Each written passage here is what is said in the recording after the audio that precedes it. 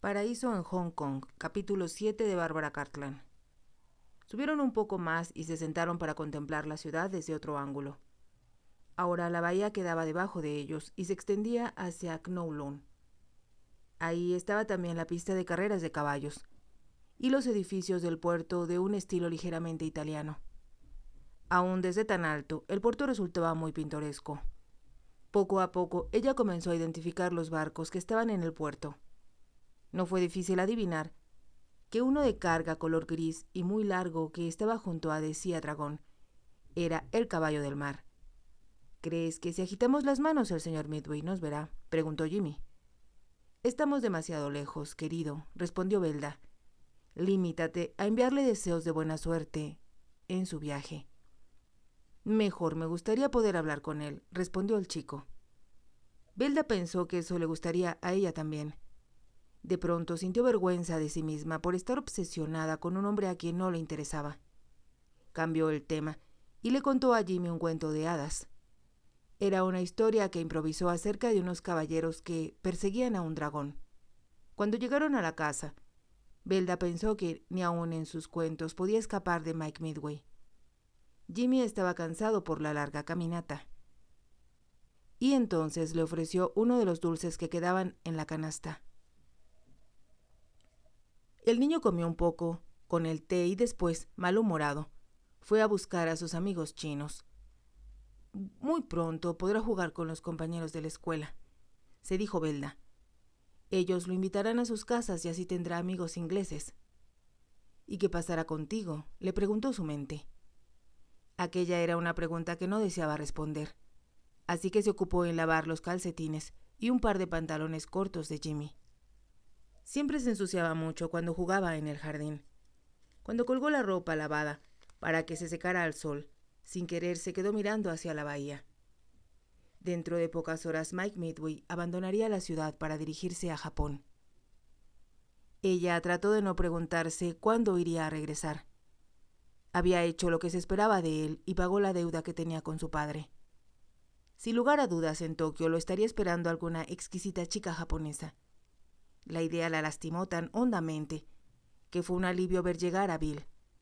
Los fuegos de anoche fueron muy bonitos, señorita Belda, comentó él. ¿Los disfrutaste?, preguntó Belda, y comprendió que Bill había estado en el muelle. Creo que son los mejores que se han visto, respondió él. La fiesta para Jimmy fue excelente. Puede estar segura de que hoy todo Hong Kong está hablando acerca de ella, aseguró Bill. Ya escuché decir que fue muy generoso de su parte el invitar a todos esos niños, siendo que él no tiene ninguno propio. Debe ser muy triste para él no tener un hijo, comentó Belda. Muchos se estarán preguntando a quién le va a dejar sus millones cuando muera, observó Bill. Eso no sucederá hasta dentro de muchos años, respondió Belda. Supongo que así lo espera él. Estuve de acuerdo, Bill. Pero en estas aguas todo hombre tiene enemigos. No el señor Midway, respondió Belda. Anoche todos los hombres que estaban presentes hablaban muy bien de él. Pero ellos eran ingleses, señaló Bill. Habrá otros que no piensen así. ¿Qué quiere decir?, preguntó Belda. Bill permaneció en silencio un momento antes de responder. No hay nadie tan rico como el señor Midway que no tenga rivales celosos de su éxito. Belda lanzó una leve queja. Ahora me estás asustando. Yo no puedo creer que Mike Midway puede estar en peligro. Horas después, Belda acostó a Jimmy. Después de que Bill se fue a su covacha, Belda se quedó pensando si él sabía algo que se abstuvo de mencionarle. ¿Podría ser que Mike Midway se encontraba en peligro? De veras tendría enemigos deseosos de hacerle daño. Comenzó a desvestirse, pero se detuvo. Deseó ver cómo Mike Midway se alejaba de Hong Kong, a salvo en su nuevo barco. Cuando ya estuviera en alta mar, lo único que podría amenazarlo serían los piratas. Sin embargo, ya casi no existían debido a la acción de la Armada Real y al mismo Mike Midway, quien había tenido mucho éxito al combatirlos en una ocasión cuando ellos intentaron abordar su barco. Pero aún así existía el peligro, incluso para alguien tan poderoso como Mike Midway. Siguiendo un impulso, Belda se dirigió a su ropero y tomando un mantón que había pertenecido a su madre se lo echó sobre los hombros. Enseguida salió de la casa y caminó por el sendero hasta la calle. Poco después comenzó a descender la colina, hacia donde sabía que estaría más cerca de El Caballo del Mar. Desde allí podría verlo partir. No deseaba bajar hasta el puerto y por fin se detuvo. Decidió abandonar el camino principal y continuar por un sendero que la llevó junto a algunas casas, muy elegantes, hasta un terreno plano. Desde ahí se podía contemplar toda la bahía. Había una banca de madera debajo de los restos de un viejo árbol. Velda se sentó en la banca. Ya era cerca de la medianoche, y las estrellas brillaban en el cielo. El puerto no presentaba tanta acción como durante el día. Observó cómo un pequeño remolcador arrastraba 3 enormes barcazas detrás de él. Se volvió hacia su izquierda. Desde allí podía ver con toda claridad la enorme masa de Decía Dragón, y justo detrás la majestuosa silueta de El Caballo del Mar. Las últimas cajas del carguero que iban a llevar a Japón estaban siendo subidas a bordo. En ese instante Velda escuchó voces desde abajo y pudo observar que a su izquierda estaba otro mirador muy parecido al que ella estaba ocupando. Había 2 hombres hablando en cantonés, y por sus voces pudo deducir que uno de ellos era persona mayor. «Estoy aquí para vigilar a mi hijo, Lu Ping», dijo este. «Es tarde para estar trabajando», comentó la otra voz. «Lo que él está haciendo es muy importante y significa mucho oro», respondió el viejo. «¿Mucho oro?», le preguntó su amigo. «¿Quién paga mucho oro en estos días?». El viejo rió y después tosió. Luego dijo: «Un holandés muy rico que tiene confianza en Lu Ping. Ningún muchacho puede nadar mejor». «¿Va a nadar esta noche?», preguntó el otro hombre. «¿Por qué?». El hombre más viejo bajó la voz, pero aún así Velda pudo escucharlo. «El señor Midway zarpó a la medianoche, la vez anterior». Hubo un silencio hasta que el otro hombre preguntó: «¿Quieres decir la última vez? ¿Es por eso que tu hijo obtuvo mucho dinero?». El viejo debió asentir con la cabeza, porque el hombre continuó: «El señor Midway siempre está bien protegido cuando está a bordo». El viejo rió. «Lu Ping lo sabe. Él nadará debajo del barco y saldrá por el otro lado. Cuando el barco salga de la bahía, el señor Midway mirará hacia Kowloon. Lu Ping lo sabe. Él es muy listo. Matará al señor Midway, se sumergirá de nuevo en la bahía y nadie sabrá qué fue lo que ocurrió». El otro hombre emitió un sonido de aprobación. «Eso me parece una verdadera astucia. Lu Ping se aleja nadando y cobrará mucho oro por el asesinato». «Así es», asintió el otro hombre. «Yo vigilaré. Y si el barco regresa al muelle, quiere decir que el señor Midway está muerto». En su voz había una nota de júbilo que hizo que Velda volviera a la realidad. De pronto se dio cuenta de lo que había escuchado y lo que aquello significaba. Alguien intentaría matar a Mike Midway cuando el barco abandonara el puerto, y ella tenía que avisárselo. Se puso de pie. Mientras corría hacia la calle principal, tuvo la horrible sensación de que ya era demasiado tarde. Ya era casi la medianoche y Velda no tendría tiempo para salvarlo. Llegó a la calle y comenzó a correr con mayor rapidez que nunca. Corrió y siguió corriendo. Con horror le pareció sentir que un reloj anunciaba la medianoche, por lo que ya sería demasiado tarde. Sin embargo, continuó corriendo como si tuviera alas en los pies, haciendo a un lado a la gente que se interponía en su camino. Por fin, llegó justo a donde el junco se encontraba atracado, y lo dejó atrás. La falta de aliento casi no la dejó experimentar alivio, cuando vio que el Caballo del Mar aún se encontraba allí. Cuando llegó junto a él, vio que los marineros ya estaban desatando los cabos que lo sujetaban al muelle. 2 hombres estaban a punto de retirar la pasarela. De un salto se subió encima de esta. Los hombres la miraron sorprendidos cuando Velda pasó a la cubierta, buscando desesperadamente a Mike Midway. En ese momento vio a Shin y corrió hacia él. «Señorita Armstrong», exclamó el chino sorprendido. «¿En dónde está su amo?», preguntó ella, con una voz tan falta de aliento que resultaba casi incomprensible. Shin no respondió y se limitó a abrir la puerta que conducía al interior del barco. El salón, que era pequeño, estaba a la izquierda. Mike Midway se encontraba de pie adentro, leyendo unos papeles que sostenía en la mano. Llevaba puesta una gorra marinera. Velda se dio cuenta de que él estaba a punto de salir a cubierta, para mirar hacia Kowloon, como aparentemente siempre solía hacerlo. Lu Ping ya estaría allí, acechando para matarlo. Mike Midway levantó la vista y la vio con incredulidad. «Velda», exclamó él, «¿qué está usted haciendo aquí?» «Vine a avisarle. Van a matarlo cuando zarpen. Yo tenía miedo de no llegar a tiempo». Su voz se quebró. Como había corrido tanto y le faltaba la respiración, ella se tambaleó. Mike Midway se adelantó y la llevó hasta una silla. «¿De qué se trata esto?», preguntó él. «¿Quién me va a matar y cómo lo supo usted?» «Escuché a 2 hombres cuando hablaban». «¿En dónde?» «En el mirador de la calle Kingston». «¿Qué estaba haciendo allí?» «Fui para verlos zarpar de la bahía». Y se esforzó por recuperar el aliento. Sus pechos se alzaban con fuerza debajo del vestido de algodón que llevaba puesto. Mike Midway caminó hacia el costado del salón. Sirvió un poco de agua en un vaso y se la ofreció. «Beba esto», le ordenó. «No hay prisa, yo estoy aquí, escuchando todo cuanto usted tenga que decirme». «Yo pensé que no llegaría a tiempo», murmuró ella. «Pero lo hizo, así que continúe con lo que me estaba diciendo». Escuchó a 2 hombres que dijeron que alguien me iba a matar. Se trata de el hijo del más viejo de los 2. Se llama Lu Ping y le van a pagar mucho oro por hacerlo». «¿Quién?» «Un holandés». Mike Midway apretó los labios. «Sé de quién se trata», espetó él. «Continúe». «Lu Ping es un excelente nadador.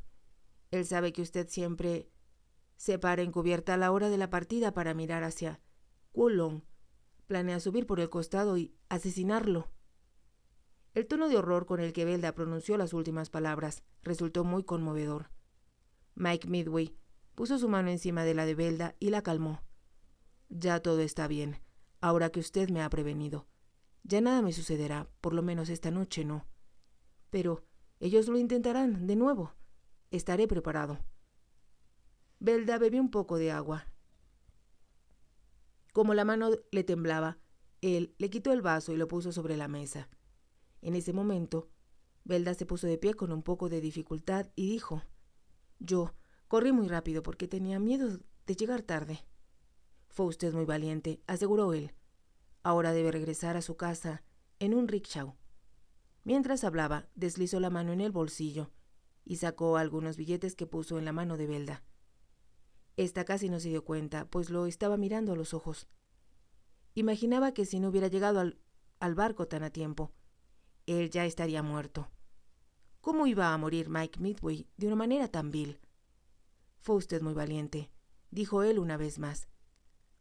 Estaba parado frente a ella, mirando sus cabellos dorados, que se habían desarreglado con el viento. Sus pechos aún se alzaban con violencia, y sus labios le temblaban al respirar. Sus enormes ojos lo miraban de frente. Sin hablar, le estaba suplicando que tuviera mucho cuidado durante el viaje que estaba por comenzar. Habría otros peligros de los cuales ella no podría avisarle. Él supo traducir todo lo que Velda estaba pensando. Podía verlo en sus ojos y sentirlo cada vez que respiraba. «Tendré mucho cuidado», prometió él, como si ella hubiera hablado en voz alta.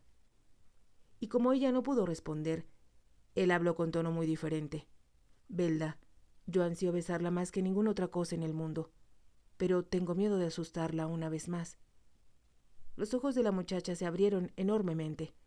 Por un momento, brillaron con una luz tan intensa que era como si alguien hubiera encendido 1000 luces dentro de ellos. Entonces la muchacha apartó la mirada y expresó en un susurro que él casi no pudo escuchar: «Si usted me besara, sería la cosa más maravillosa que pudiera ocurrirme. Pero estaría mal». «¿Mal?», preguntó Mike. «¿Por qué?».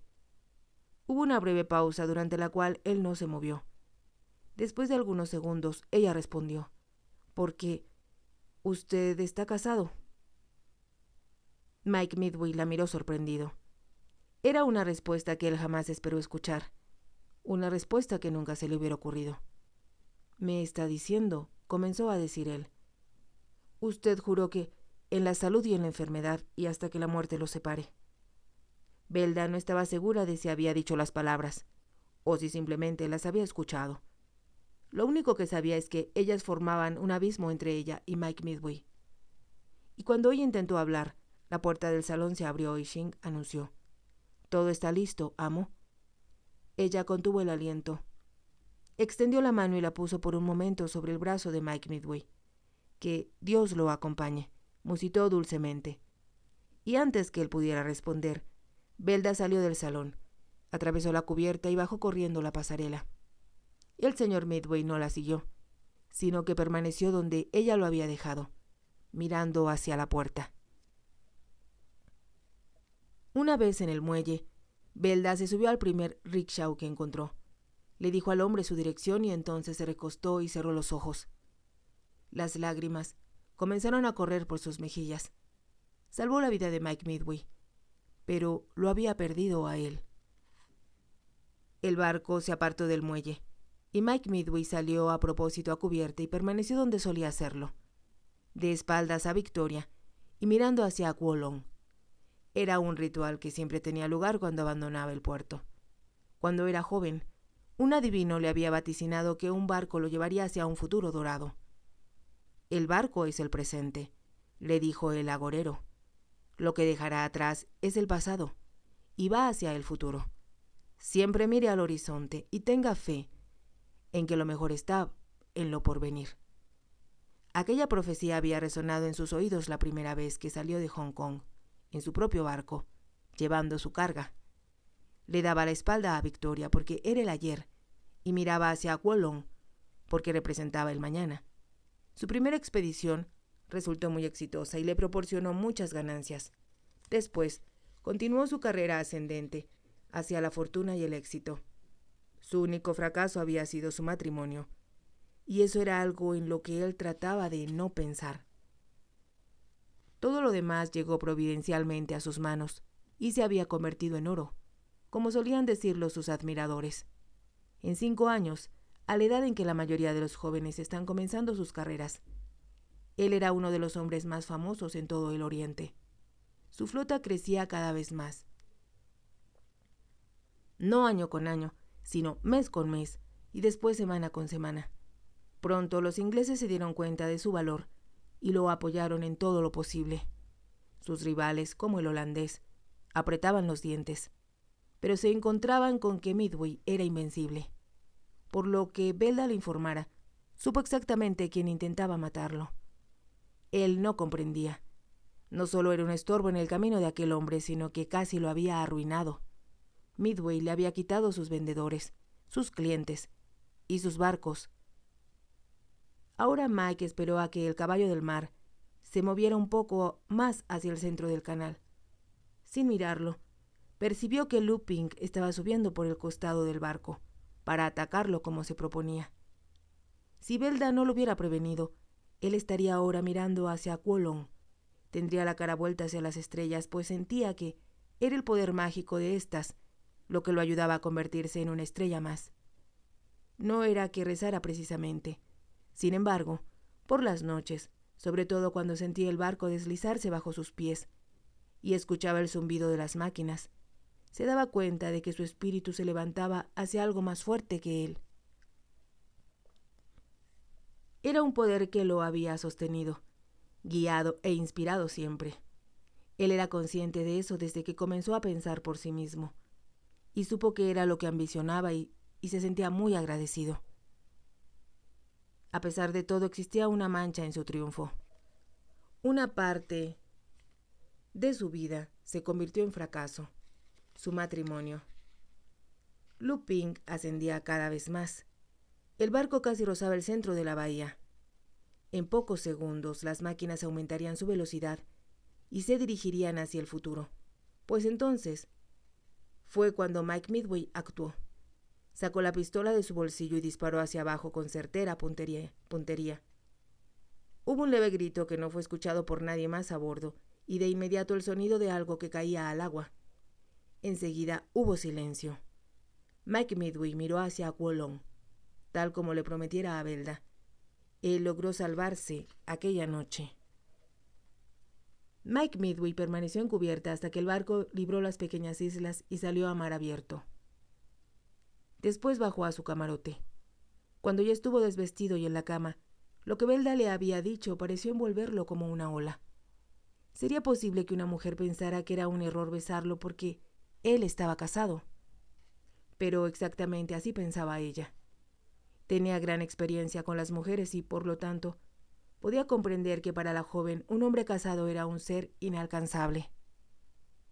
Como sus padres fueron muy felices juntos, para Velda el amor era algo sagrado. Después de que la besó y le ofreció una casa, ella se había quedado sorprendida y a la vez impactada con la idea. Decidió que estaba siendo muy listo al hacer que la chica fuera consciente de él de una manera más sutil. Necesitaba borrar de su mente la mala impresión que había creado al sugerirle que podían ser muy felices juntos. Por eso, se había dirigido a ella de una manera muy fría.